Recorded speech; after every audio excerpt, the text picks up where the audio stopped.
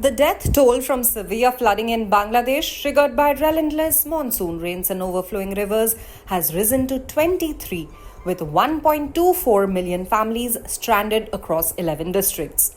As floodwaters recede slowly, 5.7 million people remain isolated, needing urgent aid in food, clean water, and medicine, especially in remote areas where blocked roads hamper relief efforts.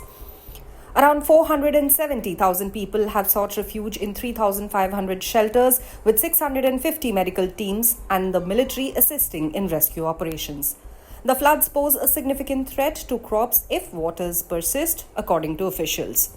The Bangladesh Meteorological Department cautioned that the flooding could continue if heavy rains persist.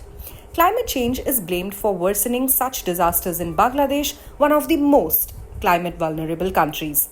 Farah Kabir of ActionAid Bangladesh called for immediate climate funds, stressing the need for recovery and resilience.